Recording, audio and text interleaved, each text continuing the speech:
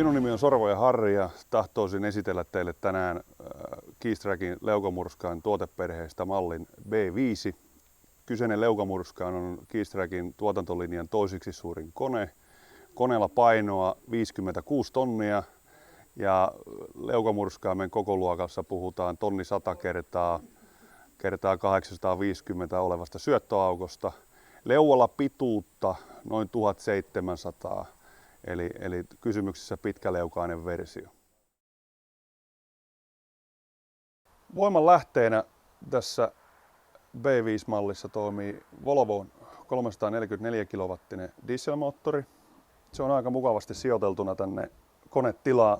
Tässä on huomioitu mielestäni aika hyvin suodattimille pääsyt ja nesteiden tarkistukset.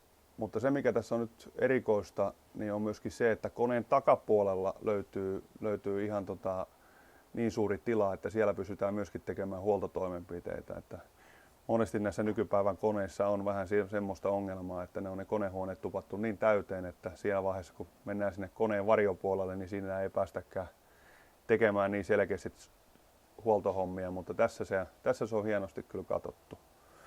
Samassa tilassa löytyy tietysti Saueri hydraulikkapumput ja yksiköt ja kokonaisuudessa on mielestäni erittäin toimiva kokonaisuus.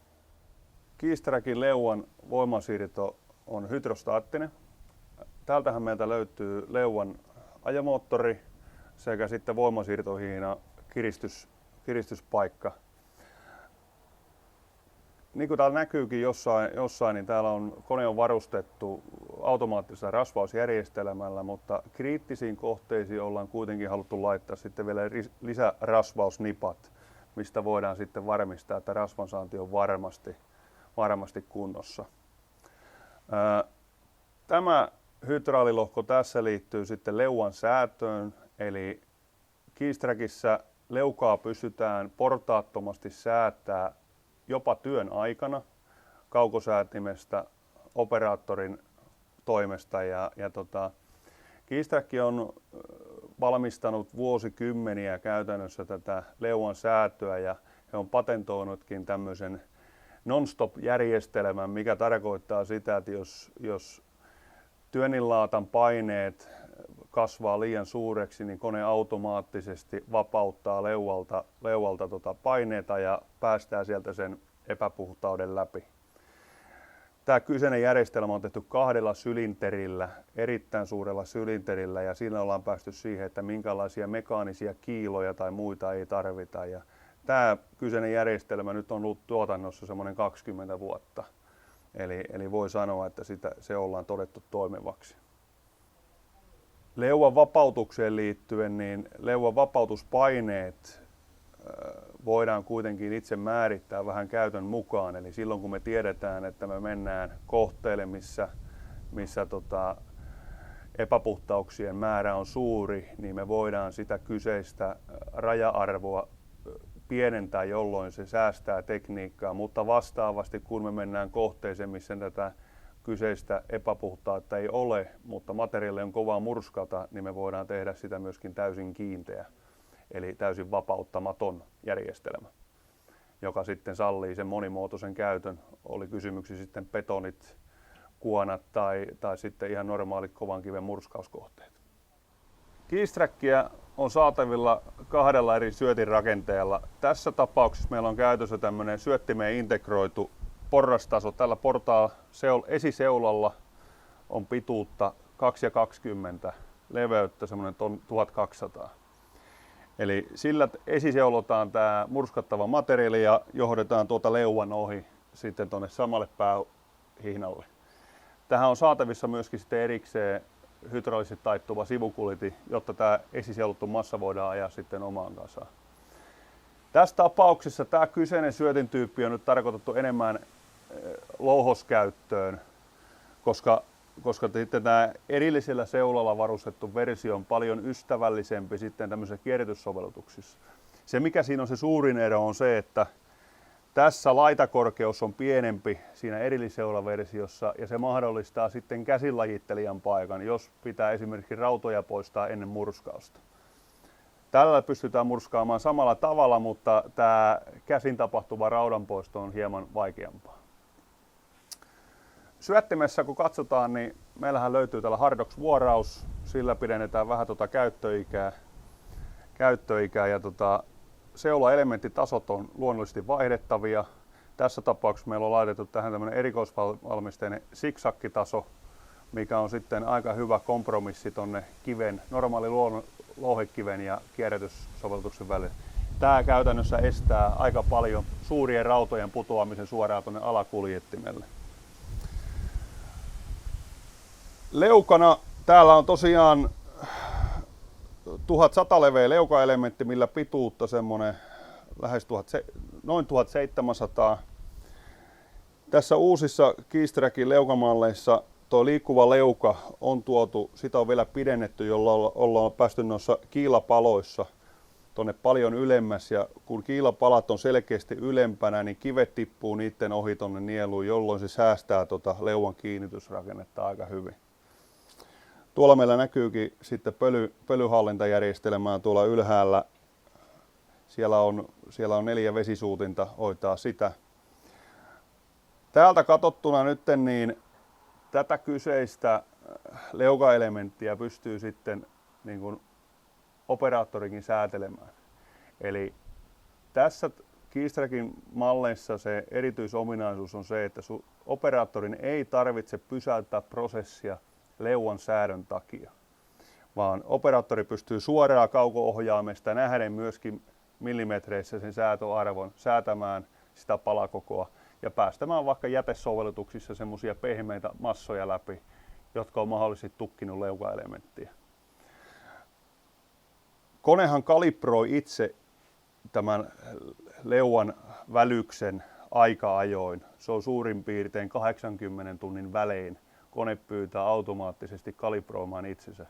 Se tarkoittaa sitä, että käynnistyksen yhteydessä, kun se pyytää sitä, niin sä painat kalibrointinappia, jolloin leukamurskaan käyttää leuat täysin yhdessä, jolloin se tietää sen leukojen niin sanotun nollapisteen. Ja sitä kautta aukaisee se siihen sun edelliseen asetukseen, mikä siellä on ollut. Eli kuluminen on otettu huomioon, ja vaikka sen unohtaa, niin kone sen pakottaa sen kalibroinnin tekemään. Syötinhän kuuntelee toimiessaan tätä leuan täyttöasetusta, ja leukahan pyritään pitämään semmoinen 80% täynnä, ei ylitäynnä eikä vajaana. Täällä tuo järeä suojakuoren alla, siellä meillä löytyy ultraäänianturi, mikä mittaa sitten leuan täyttöastetta, ja sieltä saadaan sitten tieto siitä, että syötetäänkö vai vähennetäänkö syöttöä.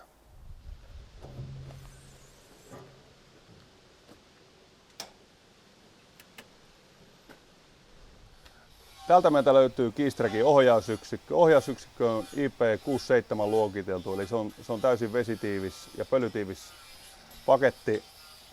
Tässä meillä näkyy koneen käyttönappulat. Koneen käynnistyksen jälkeen koneen käyttäjä painaa ainoastaan automaattikäynnistysnappia, jolloin automaattisesti murskaan käynnistää kuljettimen, magneetit, murskainyksiköt ja lopuksi sitten syöttimet. Täältä kuvaruudusta nähdäänkin suoraan niin kuin olemassa olevat leuka-asetukset, mitkä on ollut käytössä, moottorin kierrosluvut ja niin edespäin. Täältä löytyy myöskin polttoainemäärät, tankkauskäskyt, eli täältä pystytään polttoaineen täyttöpumppua käskyttämään ja kone sammuttaa itse automaattisesti tankkauksi siinä vaiheessa, kun se tankki on täys. Manuaaliajossa, jos asiakas haluaa käyttää leukaa, kuljettimia tai muita toimintoja manuaalisesti, hän pystyy ne kytkemään sitten yksitellen täältä käyttöön. B5 kokonaispainoltaan paino semmoinen 56 tonnia. Tämä itse murskaan yksikkö tässä, mikä on harmaalla maalattu osio, niin tämän paino on suurin piirtein 24 tonnia. Keystrack on aika hienosti värinä eristänyt tämän murskayksikön näillä vahvoilla joustin osioilla. Samaa jousitusta käytännössä on käytetty hydrauli- ja polttoainesääliössä, eli polttoainesäälikin on tämmöisen moottorityynyjen varassa. Tässä meillä sijaitsee koneen lauhduttimet. Lauhduttimien eessä on tämmöinen suojaovi, mikä on sitten varusteltu tämmöisillä äänieristyslevyillä, millä saadaan vähän lauhduttimien ääntä madallettua. Pääsy on mun mielestä suhteellisen mukava, eli lauhduttimien puhdistukseen, ja se on, voisi sanoa, että aika esteettömästä pääsystä puhutaan. Monessa murskaimessa kiinteäleuvan kiinnityspultit on aika haasteellisessa paikassa.